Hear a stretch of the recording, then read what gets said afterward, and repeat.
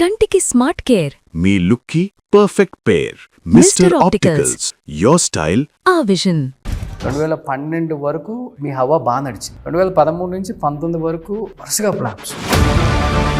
ఆ టైంలో what was your position అంటే? Too much is two mad అంటారు. ఒక గమ్యం చేసినప్పుడు అక్కడ నేను కొంచెం రూట్ మార్చి ఉండాల్సింది. శంభో షో చేసినప్పుడు ఆ సినిమా బాగా మంచి పేరు వచ్చినప్పుడు అప్పటి నుంచి చిన్న రూట్ కామెడీ నుంచి మార్చి ఉండాలి. ఆడియన్స్ విధానం కూడా మారిపోయింది సినిమా. ఇదివరకు మనకేంటంటే ఫ్లాప్ హిట్ యావరేజ్. ఇవాళ ఏమైందంటే హిట్ ఫ్లాప్ అయిపోయింది కానీ యావరేజ్ సినిమాలు లేవు. పల్లె రైల్వే కాలనీ, ఆల్కహాల్, ఈ 2 సినిమాల తర్వాత back to back I'm doing comedy films. F1, F2కి Venkatesh garu and me combination అంటే వరుణ్ తేజ్ గారి రోల్ మీరు చేయాల్సింది టాక్ ఉంది బయట. Venkatesh garu comedy time, so డెఫినెట్గా I would love to work. చాలా మంచి యాక్టర్ కదా అరణ్ రాజేష్ గారు. ఎందుకు సినిమాలు మానేయడానికి రీజన్ ఏమన్నా బలమైన రీజన్ ఉంది? అతను ఎప్పుడు మానలేదండి. ఇక్కడ ఏమవుతుందంటే ఇక్కడ all about when your trade and everything depends upon success అండి. నాన్నకి జాయింట్ ఫ్యామిలీ అంటే బాగా ఇష్టం కదా. ఇప్పుడు ఎందుకు అన్న మీరు సపరేట్, అమ్మ సపరేట్ ఉంటున్నారని? అవునండి. లడ్డూ బాబు మీ మేకప్ ఒంటి మీద 14-15 kgs మేకప్ వేసేలా? 32 kgs. 32 kgs మేకప్ ఒంటి మీద. లావు ఉన్నప్పుడు జంప్ చేస్తే వస్తుంది చూడండి. దానికోసం డిజైన్ బాడీ సూట్ అండి. So that was like nearly about 18-19 kgs. Ganesh garu కూడా కామెంట్ చేశారు కదా, ఒక సినిమా హిట్ అవ్వగానే ఒక్క సినిమా హిట్ కొడితే లోకేష్ కనకరాజుని తీసుకురా, ఎస్ఎస్ రాజమౌళిని తీసుకురా, సుకుమార్ని తీసుకురా, అనిల్ రావుపూడిని తీసుకురా, ఇంకెవరిని తీసుకొస్తావనే ఈ రోజుల్లో కొత్త మట్టిలో మాణిక్యాలు నేర్కొని నిలబెడుతున్నాడు. చూడండి, అందరికి ఒక్కొక్క ఒపీనియన్ ఉంటుందండి ఇండస్ట్రీ మీద. నాకు ఒక ఒపీనియన్ ఉంది, ఆయనకు ఒక ఒపీనియన్ ఉంది. ఐ థింక్ విన్నానండి F1, F2కి Venkatesh garu and me combination అంటే వరుణ్ తేజ్ గారి రోల్ మీరు చేయాల్సింది అడగలేదండి, అసలు రాలేదు నా దగ్గర. టాక్ ఉంది బయట. లేదు వెంకటేష్ గారితో నాకు ఇప్పుడు, ఎందుకంటే అలాంటి సినిమా చేయాలి, అలాంటి కామెడీ పండాలి, ఆ మేనరిజం అంటే అల్లరి నరేష్ మాత్రమే చేయగలడు స్క్రీన్ మీద, ఆడియన్స్ వరుణ్ బాగా చేశారు. బట్ అలా కాదండి, అంటే నేను ఎవరు అప్రోచ్ అండి ప్రాబ్లీ ఎక్కడ అసలు నా పేరు కూడా రాలేదండి ఇప్పుడు నాకు. ఎందుకంటే అనిల్ గారు నాకు బాగా తెలుసు. సుడిగాడికి నా సినిమాలకు చాలా సినిమాలకు రైటర్గా కూడా పనిచేశారు Anil Rao garu. So if that would have been a case, you would have directly called me. And Venkatesh గారితో అంటే లైక్ ఐ నో, అంటే నాకు బాగా ఇష్టమైన హీరో అండి. అంటే మా బ్యానర్ మా నాయుడు గారు అంటే మాకు గాడ్ ఫాదర్ కాబట్టి అంటే ఫ్యామిలీ అందరు, సురేష్ బాబు గారు కానివ్వండి, వెంకటేష్ గారు కానివ్వండి, రానా కానివ్వండి, వెరీ క్లోజ్ టు ఆ ఫ్యామిలీ అండి. అండ్ డెఫినెట్గా ఆయనకున్న కామెడీ టైమింగ్ నాకు బాగా, నేను ఎంజాయ్ చేస్తానండి Venkatesh garu comedy timing. So డెఫినెట్గా I would love to work అండి. But no one approach me for F1 or F2.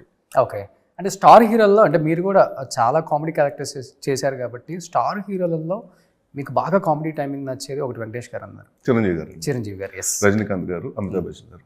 మా ఫాదర్ చెప్పేవారు అంటే నాకు, అంటే మా ఫాదర్ ఏం చెప్తూ ఉండేవారంటే ఫస్ట్లో నేను కూడా ఇంటి కామెడీ సినిమాలు అవుతున్నాయి, సీరియస్ సినిమా అవ్వట్లేదు, చేయట్లేదు అంటే అయ్యే వస్తున్నాయి అనేటప్పుడు ఆయన చెప్పారు, అరే కామెడీ చాలా కష్టం చేయడానికి, గుర్తుపెట్టుకుని చిరంజీవి గారు కానీ ఇప్పుడు సూపర్ స్టార్స్ ఎవరైనా అక్కడ మా రజనీకాంత్ గారు కానీ, అమితాబ్ బచ్చన్ గారు కానీ, వాళ్ళు చిన్న ఫన్ యాంగిల్ ఉంటుంది. ఆ ఫన్ యాంగిల్లో వాళ్ళు చేసినంత కామెడీ చేయలేరు. ఏ యాక్ట్ ఇప్పుడు you want to be a star or anything, they have to be very good at comedy అని. సో నాకు ఇప్పుడు చిరంజీవి గారిది అండి ఆ సినిమా కానివ్వండి, లేకపోతే శంకర్ దాదా MBBS కానివ్వండి, లేకపోతే చాలా సినిమాలు చిరంజీవి గారి. అలాగే రజనీకాంత్ గారి సినిమాలు కూడా చూస్తుంటే అప్పుడు చిన్న ఫన్ వస్తుంటుంది, మళ్ళీ ఆయనే ఫన్ చేస్తుంటాడండి. ఇప్పుడు శివాజీలో చిన్న ఫన్లు చేస్తుంటారు. సో ఐ థింక్ నా వీళ్ళు ఇష్టం. బట్ అసలు యాక్టర్గా అయితే కమల్ హాసన్ గారు మళ్ళీ ఆయన ఒకడు, హీ డస్ ఎవ్రీథింగ్. ఇప్పుడు బీట్ ఒక బామ్మనే సత్యభామనే చేయొచ్చు, లేకపోతే మన పంచతంత్రం లాంటి కామెడీ సినిమా, తెనాలి లాంటి కామెడీ సినిమా, ఆయన ఒక డిఫరెంట్ అండి. సో నాకు బాగా అంటే చిరంజీవి గారు and Venkatesh garu comedy timing చాలా ఇష్టం అండి నాకు.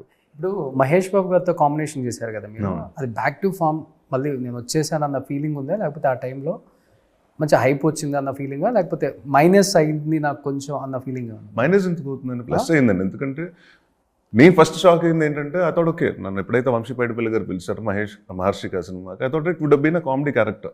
కాలేజ్ స్టూడెంట్స్ అంటున్నారు కాబట్టి అక్కడ ఫన్, ఆ కాలేజ్ క్యాంపస్లో ఫన్ ఉంటుంది. I never know my character would be that serious.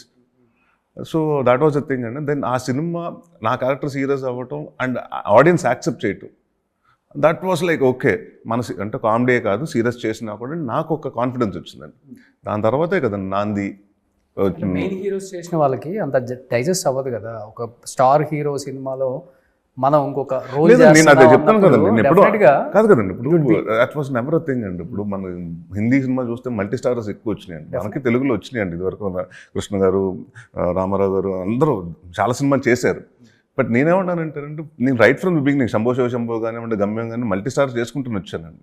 అక్కడ నా హీరో నా క్యారెక్టర్ ఎక్కువ. ఇప్పుడు గమ్యం అయితే నాకంటే ఎక్కువ శర్వాక్ ఉంటుందండి. నేను 45 minutes 50 minutes కనిపిస్తుంది సినిమా అంతా. బట్ ఇట్ డజంట్ మ్యాటర్ అండి, క్యారెక్టర్ వచ్చింది చేస్తున్నానండి అంతే. ఇప్పుడు శంభో శివశంభో నాకు మంచి పేరు వచ్చింది సినిమా అండి. మొన్న నా స్వామి రంగా నాకు మంచి పేరు వచ్చింది. సో డెఫినెట్గా నేను నా సోలో హీరోగా సినిమాలు చేసుకుంటూ వెళ్తే, బట్ అప్పుడప్పుడు నాకు మంచి కథలు వచ్చి నాకు ఇంపార్టెన్స్ ఉంది, ఈక్వల్ ఇంపార్టెంట్ ఉండాలంటే. ఐ కాంట్ ఆస్క్ మహేష్ గారు అంత ఇంపార్టెన్స్ నేను అడగను కానీ, బట్ నెక్స్ట్ ఇంపార్టెన్స్ నాకు ఉండాలి. అలాంటి ఇంపార్టెన్స్ ఉంటే డెఫినెట్గా I will definitely do it అండి. And I'm very open and I'm always ready to do multi starrers. Same friendship అదే బాండింగ్ ఇద్దరు కంటిన్యూ ఉందా మహేష్ బాబు? అదే కాదు కదండి, ఇప్పుడు we don't talk on a daily basis. ఎక్కడన్నా కలిస్తే మాట్లాడుకుంటాం కాదండి. He is a very private person, he doesn't come out, మీకు తెలుసు.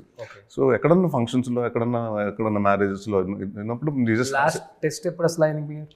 We don't text each other. Really? I don't have his number, he doesn't have mine. అంటే we don't అంటే we just sat and talk spoke to each other కానండి. ఇప్పుడు నేను అదే చెప్తాను, నాగార్జున గారు నేను పెద్ద ఫ్యాన్ని.